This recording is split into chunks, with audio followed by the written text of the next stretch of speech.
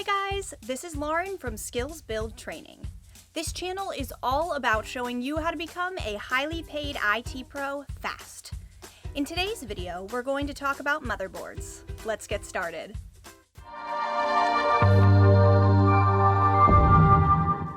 Broadly speaking, the motherboard or mainboard centralizes all hardware components of the computer. It is in charge of connecting them to the CPU and delivering power to some of its internal components and even external devices. But the motherboard's functions go beyond that. They are designed for managing how these components communicate while supporting many of the computer's features we take for granted. Motherboards have been part of PCs since the 80s. Prior to the use of motherboards, computer components were connected by a backplane. The backplane allowed components to interact with each other. The motherboard, on the other hand, introduced the concept of giving its own processing capabilities to this kind of board, including native support for things like mice and keyboards. The introduction of the motherboard coincided with the standardization of PC components and compatibility. The iconic 1981 IBM personal computer was the very first one to come with a motherboard. This computer design was cloned by other manufacturers, leading to the general compatibility among computers we know today. Also, in this same decade, Apple's Macintosh featured a logic board, which is basically a motherboard.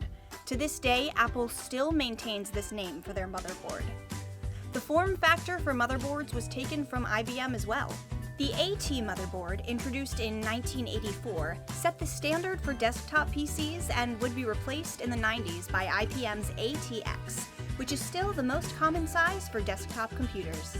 Today, motherboards can be found not only in desktop PCs and laptops, but also in smartphones and tablets. Despite ATX being the industry standard for motherboards, there are other smaller variations for desktop PCs, such as Micro ATX and Mini ATX, and also for mini PCs, like the UCFF form factor present in most Intel NUCs.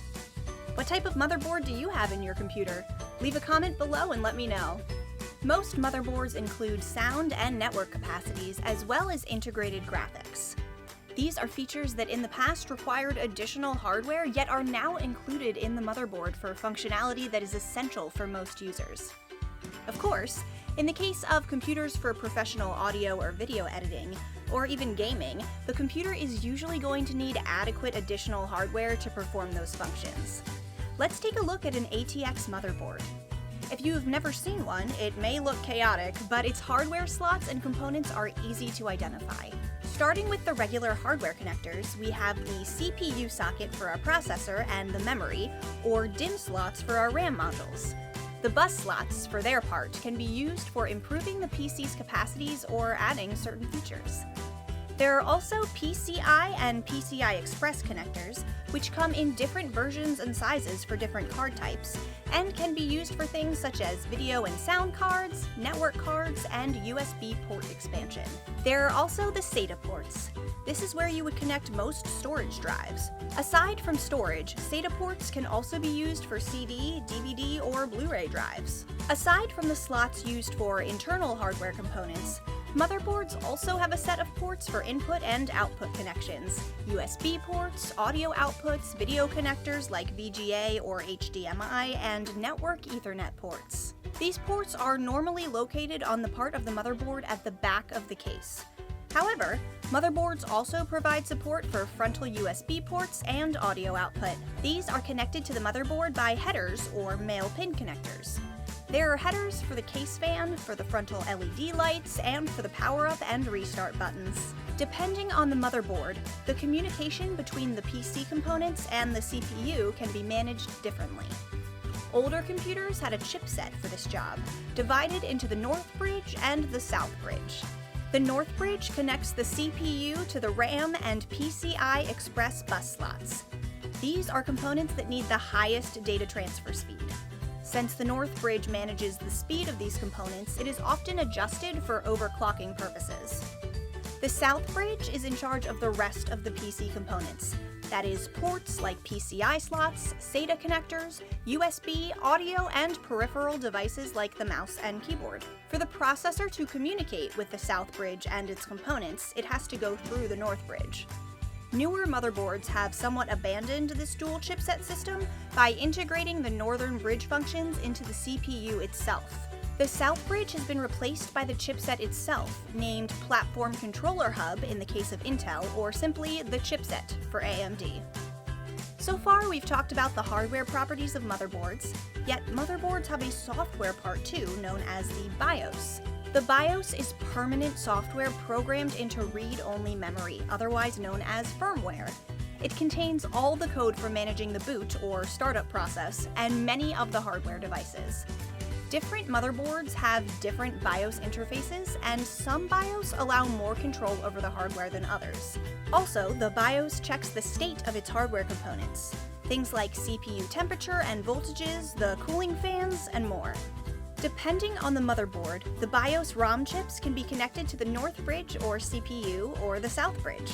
For storing information like the date and BIOS configuration, motherboards have their own internal battery called the CMOS battery. Motherboards also come with troubleshooting features for hardware errors such as sound beeps, LED lights, or text message systems. Now, these are the general specifications for most motherboards, but there are, of course, certain motherboards for certain tasks. Some motherboards come with many PCI Express X16 slots and allow using 2 or more video cards combined. On the other hand, server motherboards lack desktop features like onboard audio, but instead have extra CPU sockets and RAM slots, as well as better support for network administration. In this case, certain motherboards are limited to certain hardware they can support. This is especially relevant if we consider the motherboard's aging potential. For example, the type of SATA or DDR hardware we can use with it may not be the newest nor the best. Recent M.2 type storage drives require a specific M.2 form factor for connecting to the motherboard that not all of them have. Still, the most challenging aspect of a motherboard in this regard is the CPU. CPU socket types change periodically, limiting the possibility of upgrading an old motherboard with a new generation CPU. In this sense, the lifespan of a computer for a certain task is fixed to the upgrade possibilities of its motherboard. When understanding how a computer works, motherboards are important. The next important thing to understand is processors. Check out the next video on the right to learn more about processors. See you on the next video!